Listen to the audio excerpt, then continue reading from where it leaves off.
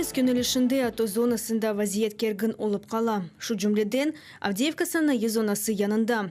Штабда білдіргені киби ақшамдан яры гечеге қадар жинкеберлер Украин мезімлеріне мина атыжы, граната атыжы, бою калибрлі пулемет верхофивселядан атыш açқан еді.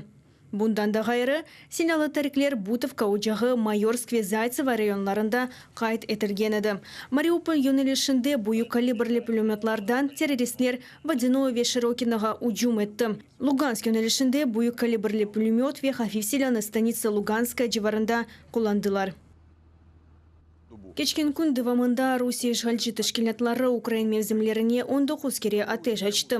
Арбелеріміздің өмірлеріне тілікке олғаны үшін ату күчлері 4 кере қыршылық атешні açты.